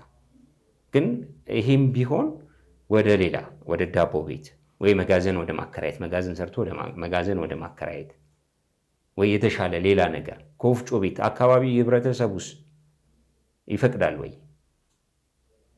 ብዙ ወፍጮ ቤቶች ደግሞ እዚህ አካባቢ አሉ። አካባቢው ጋር የተለመደ ወፍጮ ቤቶች አሉ። ይህንን ከማድረግ ዳቦ ቤት ማድረጉ ወይ የተሻለ ሌላ ነገር እንጀራም ዳቦም የባልትና ውጤቶች ማድረጉ የተሻለ ሊሆን ይችላል ብለናቸው ነበረ። እና እስኪ እናስብበታለን፣ እኛም እናጤነዋለን። እንደዚህ ቢዝነሱን ወደ ሌላ ነገር ማለት ቅዳሴውን በማይጎዳ መንገድ ድምፅ አለ፣ አቧራ አለ፣ ዱቄት ነው የሚፈጨው። መቼ ዱቄት ሲፈጭ ወፍጮ ቤት አካባቢ ላይ ያሉ ቤቶች እናውቃለን። በርበሬም ደግሞ ሰው እዛ ጋር ቆሞ እያስቀደሰ በርበሬ እንዴት ነው የሚፈጨው? በምን ሰዓት ነው የሚፈጨው በርበሬ? ስለዚህ ይሄን ነገር አስቡበት ብለናቸዋል። ይሄን ነገር ደግሞ እንደዚህ አይነት ግንባታዎች ሲመጡ ቀጥታ ለህንፃ አሰሪው መነገር አለበት። ይህንን ልንገነባ ነው እንዳይጋጭ ነው አሁን እንጂ አሁን የእናንተ ጉዳይ ህንፃ አሰሪ ኮሚቴ ስለሆናችሁ የህንፃውን የተሰጣችሁን ኃላፊነት የቤተክርስቲያኑን የህንፃ ግንባታ ማስኬድ ነው። እንደ ሰበካ ጉባኤ ደግሞ ያግዘናል። ቤተክርስቲያኗ በልማት በልጽጋ ለአገልጋዮቿ የምትከፍለው ነገር እንዲኖራት ሌሎች ከጎን የሚሰሩ የልማት ስራዎች መኖር አለባቸው ብሎ ደግሞ ቅድሚያ ያወጣው ሰበካ ጉባኤው ነው። ስለዚህ እናንተ የሚመለከታችሁ ጉዳይ ምንድን ነው? ሁለቱንም እንዴት ማስኬድ እንችላለን? እናንተን ይጎዳሉ ወይ በሚለው ነው አይደለ? እናንተ መወያየት ያለባችሁ እንጂ ይሄ መሆን የለበትም ብላችሁ የምትወስኑ አይደላችሁ። አልወሰንም። በዚህ ውሳኔ ሲነግሩን ያው እንደ ሀሳብ ነገሩ እኛ እኮ የነገርናቸው እንዲያስቡበት ነው። ለምንድን ነው ከምዕመኑ ጋራ ውይይት፣ አንደኛ ከምዕመኑ ጋር ውይይት ያስፈልጋል። ሁለተኛ ደግሞ ገቢ ለመሰብሰብም በተራ እንዴት ነው በምን አይነት መንገድ ነው የምንሰበስበው? አይ እዛ ጸበሉ ጋር ነው እናንተ ጋር አይደርስም። የወፍጮ ቤቱ ጉዳይ በጸበሉ ሰውየው ራሳቸው አሰባስበው ራሳቸው ነው የሚገነቡልን፣ እዚህ እሳቸው ገንዘብ ሰብስበው አምጥተው ነው የሚገነቡልን የሚል መልስ ነው የተሰጠን። እናንተን አይነካም ነው። እኛ ደግሞ ከገቢ አንጻር ደግሞ ይነካናል። ለምንድን ነው እዚህ ጋር ቤተክርስቲያን ህንፃ እየተገነባ ነው። ሰው ለህንፃ ግንባታው መስጠት ነው የሚቀለው ወይስ ወፍጮ ቤት ለመክፈት ነው የሚቀለው? እኛ ገቢ መሰብሰብ በማንችልበት ሁኔታ ላይ እንወድቃለን ማለት ነው። ያ እኛ ህንፃውን ይነካል። ሌላው እንደ ምዕመን ደግሞ እንደ ምዕመን ከህንፃው ውጭ ወጥተን እንደ ምዕመን ደግሞ ይመለከተናል። አካባቢያችን ላይ እኛ ቆመን ስናስቀድስ፣ እኛ ቆመን ወደ ጸበልም እንምጣ፣ ቤተክርስቲያን ውስጥም ግንባታ እያካሄድን ነው። ግንባታውን እየገነባን ቢሆን እዛ ጋር በርበሬ እየተፈጨ እንዴት ነው ስራው ውስጥ የሚሄደው? ዱቄት ወፍጮ እየተፈጨ እንዴት ነው ስራው የሚሄደው ብለናል። ይህም እንትን ያደርገናል። ግን ከገቢ አንጻር ቤተክርስቲያኗ ገቢ የላትም፣ ምንም ሱቅ የላትም፣ ምንም እንትን የላትም። የገቢ ምንጩ ያው ምዕመኑ ሲመጣ ነው። ይሄ ደግሞ በጋራ ከዚህ በፊት በማንኛውም ግንባታ ቤተክርስቲያኗ ውስጥ የሚገነቡ ማንኛውም ግንባታ ከህንፃ አሰሪ እውቅና ውጪ እንደማይገነባ ቃለ ጉባኤ አለን። ስንመረጥ ተመርጠን ከነሱ ጋር ስንወያይ ጀምሮ ማንኛውም ግንባታ ህንፃ አሰሪው ተነግሮት በህንፃ አሰሪው በኩል ያልፋሉ ንግግራችን። ስለዚህ ይሄ ስለሆነ እሳቸው እዛ ጋር ለብቻቸው እንደዚህ ያሰራሉ ብለው የሚሰበስቡበት መንገድ አይኖርም። ለምን ይኖራል? ማወቅ አለብን እኛ። ሁለተኛም እዚህ ጋር ትንሽ ማብራሪያ ልስጥሽ። ህንፃዎች የተቀመጠለት ፕላን አለ። ዛሬ ይሄ እንትን ህንፃውን በፕላን በሚጎዳ መንገድ የሚሰሩ ከሆነ ከኛ ጋር ሳይመክሩ መስራት አይችሉም። ስለዚህ እኛን በቦታው አንጻር ባለን ክፍት ቦታ አሳይተናቸው እዛ ጋር መስራት ያለው ይሄ ወፍጮ ይዘው የሚሰራው መጋዘን ይተሰራል። እሱ ውስጥ ነው ያሉን። መጋዘን አለ እሱ ውስጥ። ለምን እንዲከራይ አልቻለም ማለት ከወፍጮ ቤት ይልቅ ዳቦ ቤት ብታርጉ ወይ ሌላ ነገር ወይ ለጋርመንት ብታከራዩት የተሻለ ይሆናል። በዚህ ጋር ግን ወፍጮ አንድ ድምፅ አለ፣ ሁለተኛ ብናኝ አለ። እንዴት ይሆናል ይሄን ነገር ሲያስቡበት ብለን እኛ ሀሳብ ነው እንጂ ሰጠነው አቁሙ ማለት መብትም የለንም ምንም የለንም። ግን ሀሳብ ሰጠናቸው። ይሄን ነገር በዚህ መንገድ ብትሰሩት ጥሩ ነው፣ በዚህ አይነት መንገድ ብታይወስታል ናቸው።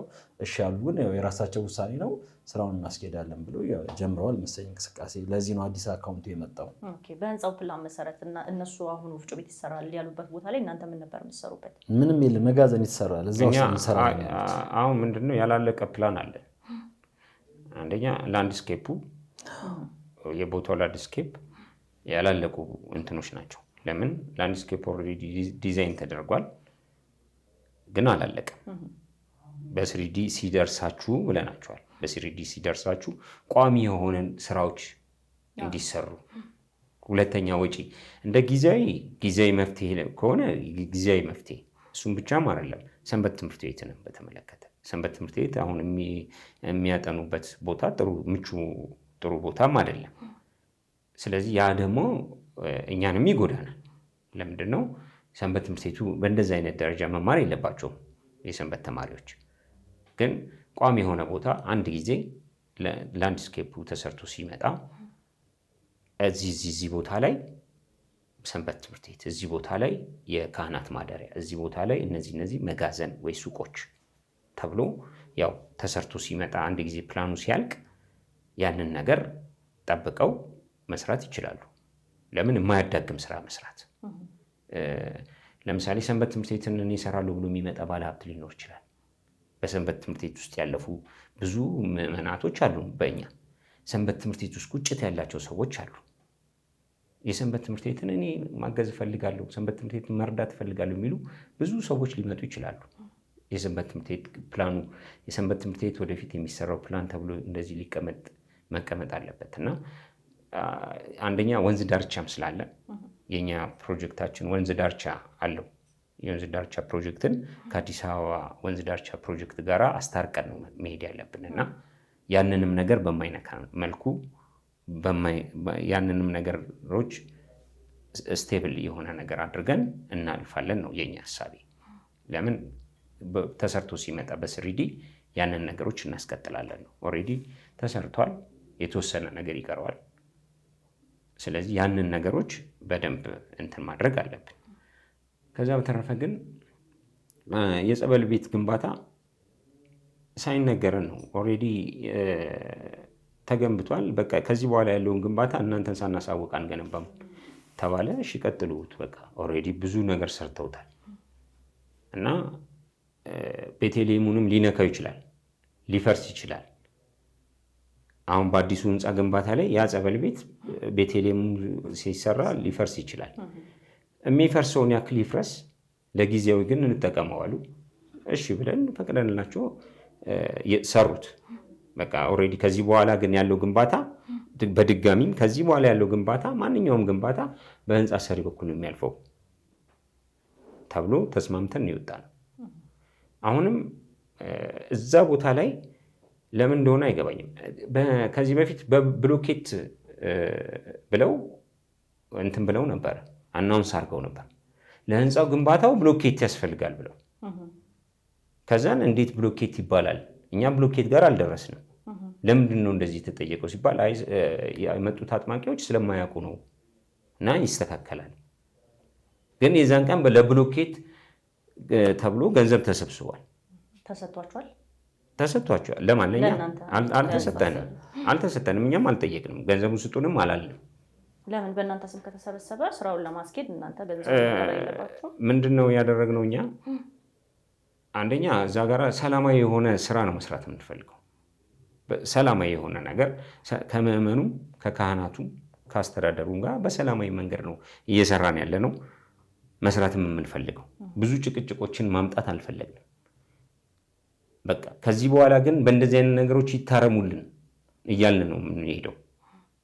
ብዙውን ጊዜ ኢቭን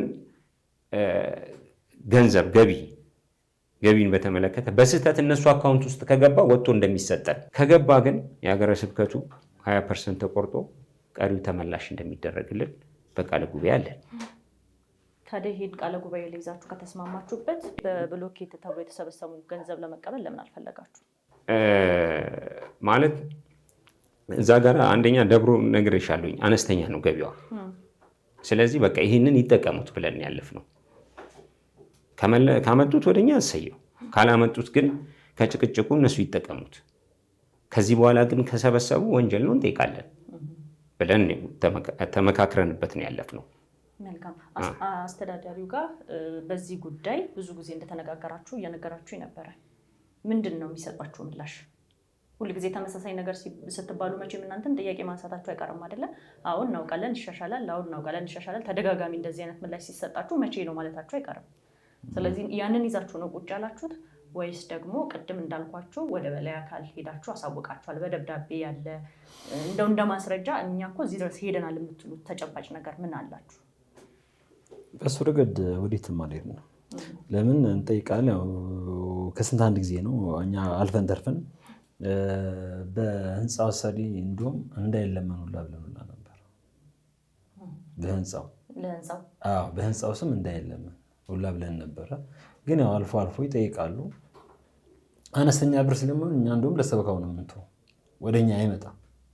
እንትን ላይ ነው የሚጠይቀው፣ አውደ ምሕረት ላይ ሲጠይቅ እንተውላቸዋለን። እሱ በቃ ያለው ብር ይሄ ነውና በቃ ለእናንተ ይሆን ብለን ነው የምንተው። ለምን እነሱንም ለመደገፍ ካለን እንትን ነው። አነስተኛ ብር ሲሆን ገና 10 ሺህ 20 ሺህ መካፈሉ ምን ያደርጋል እያለን እንተውላቸዋለን።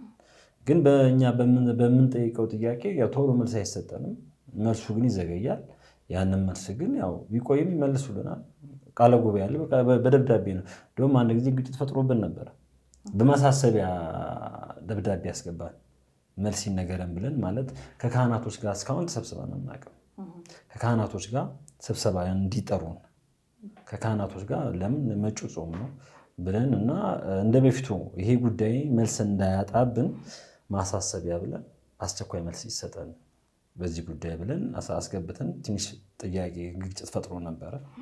እኛ አሁን ያቺን ማሳሰቢያ እነሱ እንግዲህ ወደ ሌላ ነበር የተረጎሟት። እኛ ደግሞ ምንድን ያልነው እኛ እንደሱ አይደለም ማሳሰቢያ ነው። ብዙ ጊዜ መልስ ስለማይሰጠን አስቸኳይ እንዲሰጠን ነው። ለምን ጊዜው ሳያልቅ ጾሙ ገብቶ ጾሙ ሳያልቅ ካለቀ በኋላ መልስ ቢሰጠን ምን ያደርጋል? ገቢ ማሰባሰብ አለብን።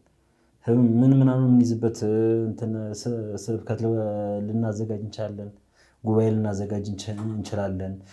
የተለያየ ነገሮች የምናቅዳቸው በዚህ ውስጥ እነዛ ካህናቶች እንዲሳተፉ ገቢ ለቤተክርስቲያኑ እንዲያመጡልን ለህንፃው ልጆች አሏቸው፣ የንስሐ ልጆች አላቸው። ከነሱ ጋር ተወያይተን ከካህናቱ ጋር ሙሉ ስብሰባ አድርገን ይህን ነገር ከነሱ ጋር የምንስማማበትን ነገር ለመንደፍ ነው አልናቸው። እሱም ፈቅደውልናል። ወዲያው በዛ ማሳሰቢያ ምክንያት ፈቀዱልን። በ22 አሉ፣ በ22 ስብሰባ አለ። ከዛ በፊት ግን ማሳሰቢያ ብላችሁ ከመጻፋችሁ በፊት ብዙ ደብዳቤ መልስ አይሰጠንም።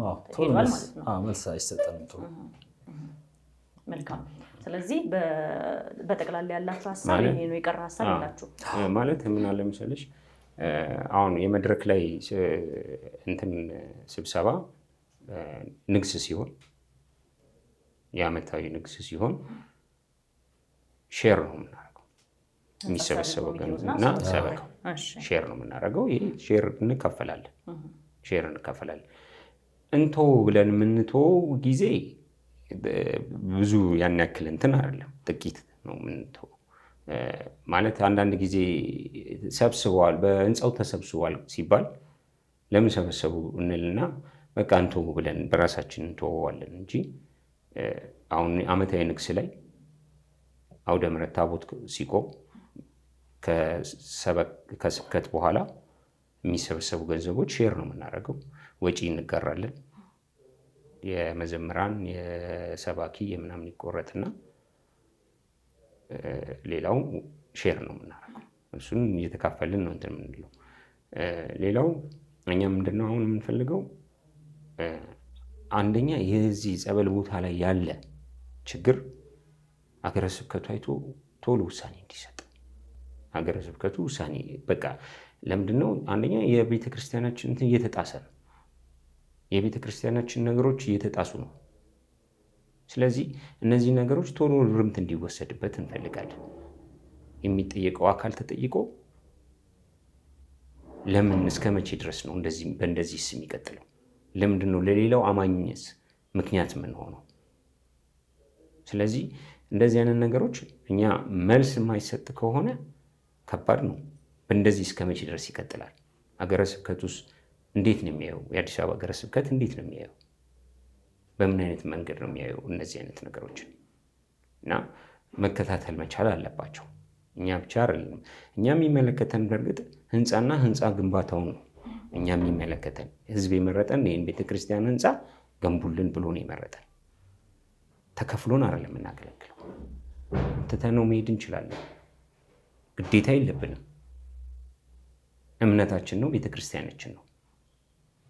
ዛቻ ድረስ የሚያደርስም ጉዳይ የለንም። ከአስተዳደሩ ጋር ተግባብተን እንወጣለን።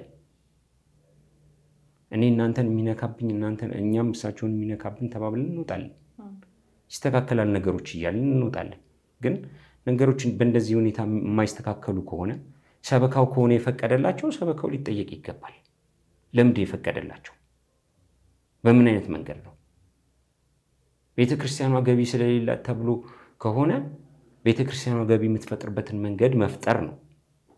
በአጥማቂ ብቻ ነው እንደ ቤተ ክርስቲያን ገቢ የሚፈጠርላት አይደለም። ስለዚህ በሌላም አቅጣጫ ገቢ መፍጠር ይቻላል። ብዙ አቅጣጫዎች አሉ፣ ገቢ መፍጠር ይቻላል።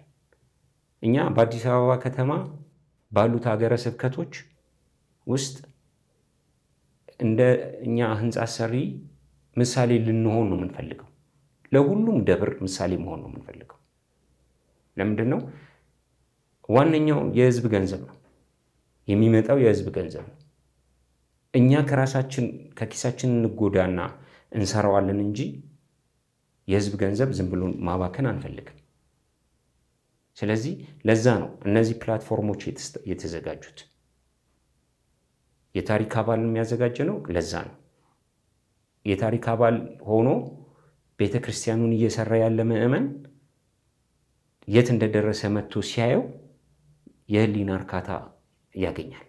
ሁለተኛ ገንዘቡ የት እንዳረፈ ያያል። ሶስተኛ ወጪ ገቢውን መከታተል ይችላል። ቴሌግራም ቻናል ከፍተንለታል። በቴሌግራም ቻናል እንለቃለን፣ በስክሪን እንለቃለን።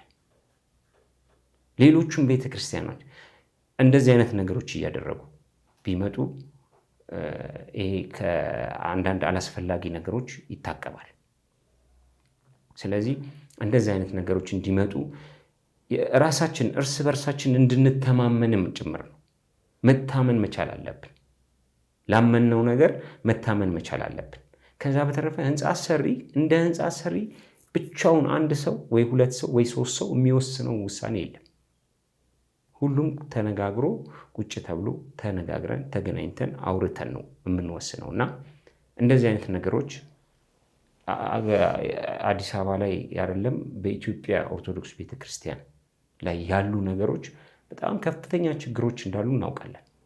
ግን ሀገረ ስብከቱ በተቻለ መጠን ቢያርማቸውና ቢያስተካክላቸው ደስተኛ ነን እላለሁ። አመሰግናለሁ። ትንሽ እሱ ላይ ማስተባበያ ልስጥና አሁን የኛ የዘረጋ ነው በዚህ ረገድ ምንም አይነት ለአመቱ ብሩን ለሚሰጠውም ሰው በየወሩ እንዳለሽ ቤቱ ቁጭ ብሎ በቴሌግራም ማየት ይችላል። ስክሪንም ደግሞ ሊያስቀድስ ሲመጣ እዛ ጋር የባንክ ስቴትመንት ሳይቀር ነው የምናወጣው። የገባውን ብር ለምን ወጣ ይሄንን ምንጊዜም ኦዲትም ስንደረግ በዛ ደረጃ ነው። ለሁሉም ቤተክርስቲያን እንደ ሞዴል እንድንሆን በማለት ነው ይሄን ነገር የቀረጽ ነው። ይሄ ቢሆን ደግሞ በጣም ደስ ይለናል። መልካም እንግዲህ እናንተ አሁን በእናንተ በኩል ያለውን ቅሬታም ሰጥታችሁናል። ተመልካቾቻችንም ሰምተውታል ይህን ጉዳይና በዚህ እናንተ አሁን ባነሳችሁት ጉዳይ ላይ ደግሞ ምላሽ አለኝ ያነሱት ከዚህ አንጻር ነው፣ እኛ ይሄን ስናደርግ የነበረው ደግሞ በዚህ አንጻር ነው ብሎ ምላሽ የሚሰጥ አካል ቢኖር ብንጠራችሁ ትመጣላችሁ? ችግር የለም። መልካም አመሰግናለሁ።